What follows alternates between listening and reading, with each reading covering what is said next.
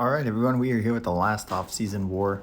Today I'm taking in Mr. Negative Falcon and America Chavez. Path 5 in Section 1, Path 7 in Section 2, and Falcon was in case they took a mini-boss, but 4th of July, so got busy. Mr. Negative here against Chavez. If you guys saw me do this in another off-season war, we are just going to act normal in this fight and not knock her down with any heavy attacks or special attacks until we are ready to throw a special 3 with 10 plus dark energy.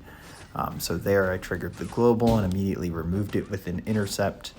I am going to want to do one more evade counter to where I'm just shy of 10. So there we're at 9.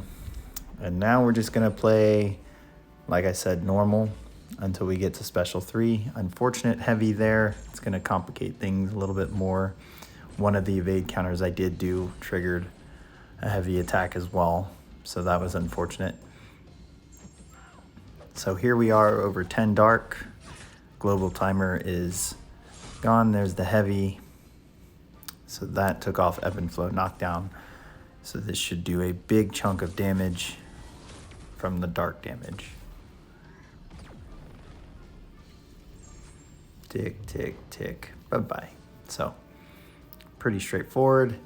Chavez, I actually brought her for 2 fights. One is for this Nova.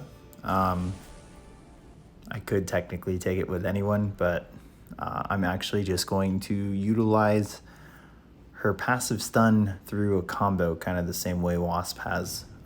So Wasp would benefit a lot on this path as well, since this node has a heavy hitter, which makes them unstoppable when they throw a heavy attack. So outside of retaliating a special attack, which you can do for both of Nova's special attacks, the passive stun will help create openings, especially for getting rid of the global. So here I'm intentionally triggering each dimension.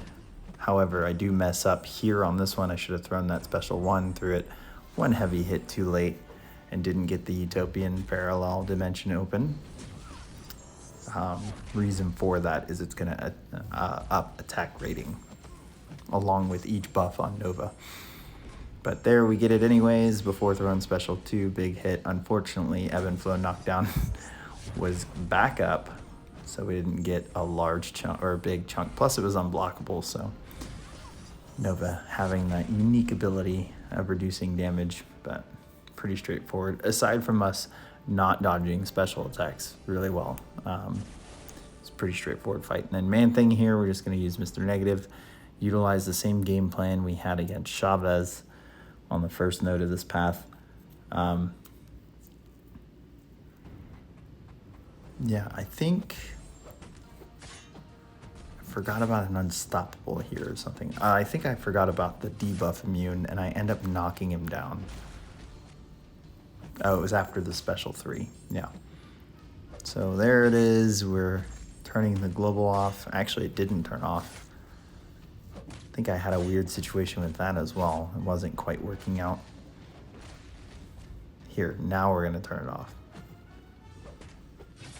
Unfortunately, we are over 10 dark energy, so I'm going to try to quickly get to special 3 before they expire. And that's what leads to this heavy attack and therefore the debuff immunity. Gonna bank this last set of light. We have the Fury. Ebb and flow knockdown is still down, so this should do a good chunk of damage. However, he is a rank 4. We're not boosted, so it's gonna get him close. And there's that heavy. I for some reason thought that parry would land and forgot about the debuff immunity, but now it's just a sliver of health, so it's just getting him down at this point. Should have parried, heavied, and there it is. And then I think I evade counter here, and he just throws special 1. Oh, never mind.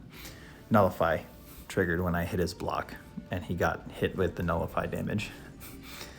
So, path 7, another reason to bring Chavez besides the passive stun was to utilize her negative zone dimension here, since it reduces ability power rate by 40% for each one. It just means 3 heavy attacks that you let play out all the way and you will reverse power gain. So this has Spite and Rise to Power. So both of those power gain bonuses for Surfer are going to start getting reversed. So essentially means I don't have to worry about anything. Now this whole fight I could just combo heavy so that I keep fresh stacks there, but we're at special 2. We open the Utopian Parallel, we throw the special 2, and it's a big hit. So that was the end of her war. It's fun to kind of mess around with her, especially since she's at rank 4. And then Dormammu here on Kinetic Transference and AoE is my last fight. Yeah, this should go like any other normal Mr. Negative fight. So it should have just been parry, parry again, heavy this time, trigger the global, remove the global. And then here I should have just gotten another set of light energy. But Dormammu's attacks were coming so quick, I couldn't get away to bait out a special attack. And that caused issues. But here we should be ready to throw a special 2. We just have to build to it. And there, forgot the global was back on. And bye-bye goes dark. So we're going to have to redo that whole cycle of building dark energy. And unfortunately, we're not healing from this T-Gen because we don't have any debuffs on Dormammu. On top of that, I think he's a higher SIG than I expected. So it's doing more damage than I'm healing from. But after this special 2 here, that's what it was, evade countering when he has a special 1. Whatever, that's one way to convert light to dark. So now he's got debuffs on, so now we should start healing from the degen because it's at an 80% reduction. And down he goes, so even trying to die. But hope you guys enjoyed that off-season war. Hit subscribe, like, follow, and share, and I'll catch you at the in-season or season 35.